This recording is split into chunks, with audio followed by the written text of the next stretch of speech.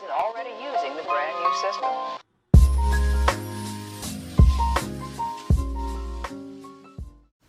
Hai guys, welcome back to my channel. Nama aku Aska Selena Brusur Bakti dari Teknologi Pangan Undip, NIM 23020111130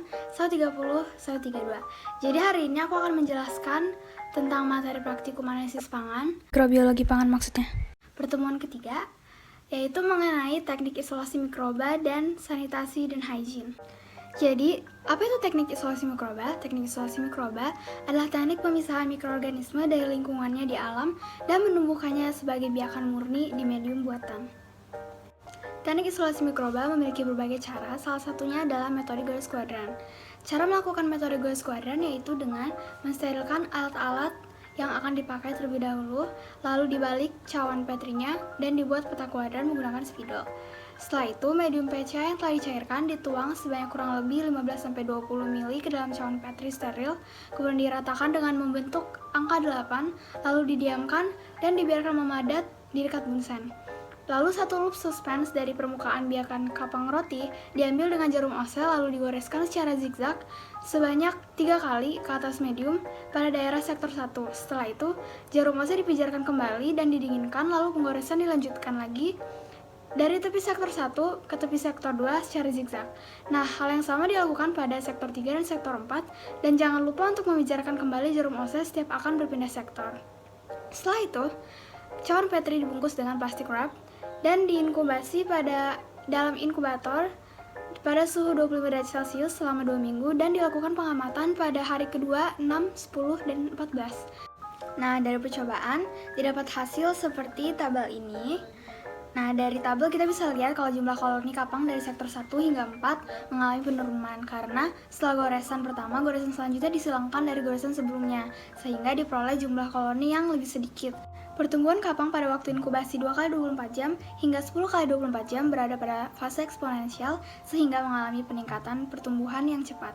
Pada hari yang ke-14, jumlah koloni kapang mengalami penurunan karena menuju fase kematian. Hal ini disebabkan karena kurangnya faktor pertumbuhan kapang seperti vitamin dan mineral. Nah, apa sih prinsip metode garis kuadran itu? Jadi, prinsip metode garis kuadran adalah membagi kuadran menjadi 4 bagian, lalu menggoreskan kapang pada tiap kuadran sehingga koloni satu dengan yang lainnya terpisah menjadi koloni tunggal. Kenapa dibagi menjadi 4 kuadran? Nah, tujuannya itu adalah supaya diperoleh koloni yang tunggal. Metode garis kuadran ini digunakan karena bahannya mudah didapatkan dan juga tidak terlalu ribet untuk dilakukan, sehingga bisa menghemat waktu gitu. Isolasi kapang menggunakan media PET Conagar atau PCA karena mengandung nutrisi yang didapat dari tripton, sumber energi dari glukosa, dan vitamin yang baik untuk menunjang pertumbuhan mikroba. Nah, medium PCA itu dituang ke cawan petri, lalu diratakan dengan gerakan membentuk angka 8 agar sel mikroba tersebar merata. Lalu bunsen berfungsi sebagai alat sterilisasi pada saat penuangan PCA ke cawan. Karena api bunsen yang menyala membuat aliran udara dan kontaminan ikut terbakar dalam pola aliran tersebut, sehingga menciptakan kondisi yang steril. Nah, jarum OC ini digunakan untuk mengambil atau menggoreskan koloni kapang dari permukaan biakan kapang roti ke atas medium. Penggoresan dengan jarum OC dilakukan secara zigzag agar garis tidak tumpang tindih sehingga diperoleh isolat mikroba. Nah, sebelum dilakukan penggoresan pada sektor selanjutnya, jarum OC dipanaskan hingga memijar. Pemijaran ini bertujuan untuk mensterilkan jarum OC. Setelah dipijar, jarum OC dikibaskan sampai dingin agar panasnya hilang sehingga tidak membunuh dan mencegah gagalnya pertumbuhan mikroba sampel. Agar terhindar dari kontaminasi, cawan petri diseal dengan plastik wrap lalu diinkubasi di dalam inkubator suhu 25 derajat Celcius selama 14 hari. Kenapa suhu 25 derajat Celcius? Karena kapang roti lebih cepat tumbuh pada suhu tersebut. Lalu 14 hari karena dapat terjadi kesalahan dalam perhitungan jumlah kapang jika dilakukan kurang dari 14 hari. Juga dapat salah identifikasi dari mikroba. Lalu cawan petri tidak diletakkan dalam posisi terbalik untuk menghindari hifa kapang jatuh ke tutup karena jika tutup dibuka dikhawatirkan hifa dapat menyebar.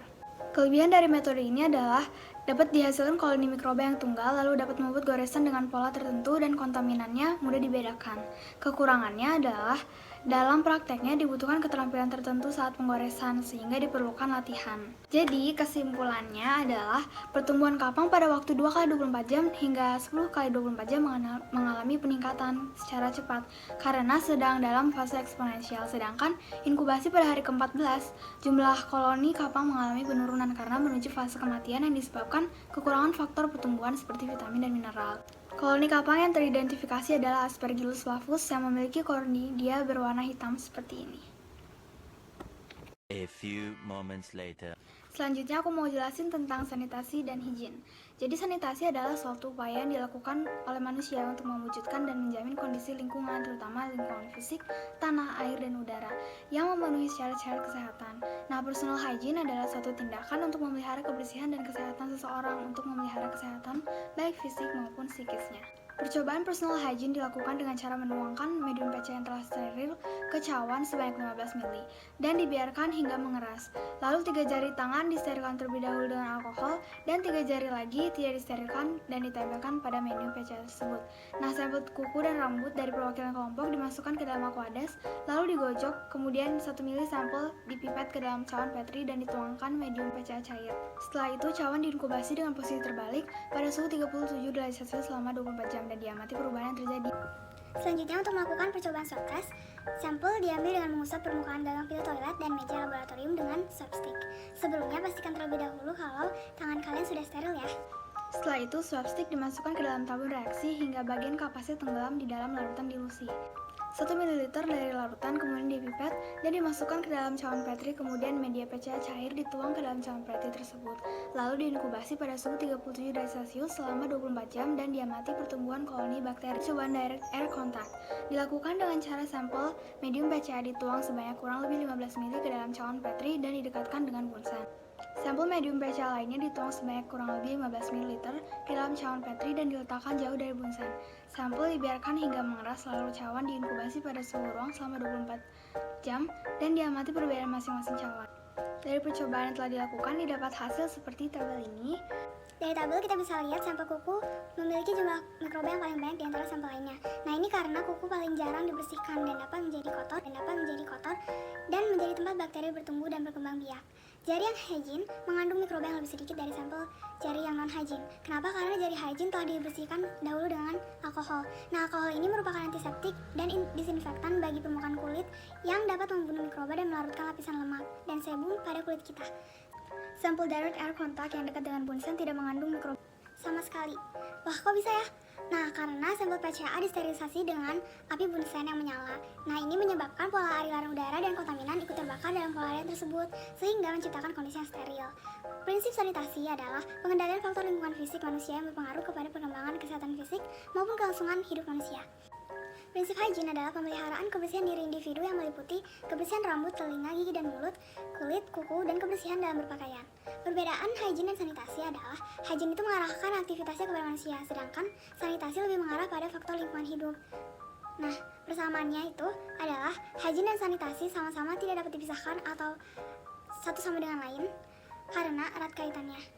Pada praktikum digunakan medium platform agar atau PCA karena mengandung nutrisi yang baik untuk menunjang pertumbuhan mikroba. Bakteri yang ditemukan di permukaan jari tangan adalah bakteri Staphylococcus epidermidis dan Enterobacter aerogenes. Bakteri-bakteri tersebut dapat menyebabkan infeksi pada kulit.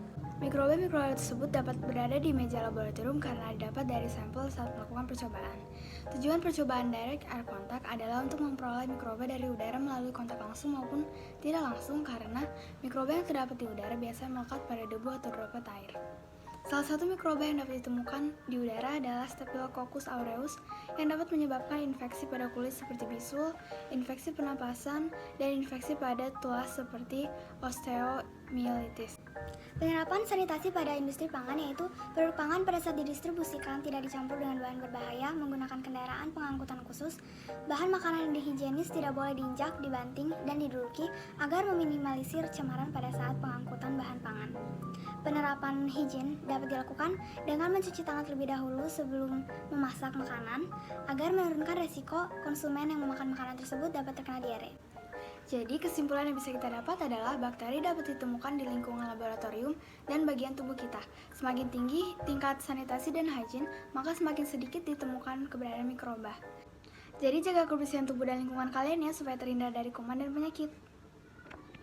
Sekian dari saya, terima kasih. Bye-bye.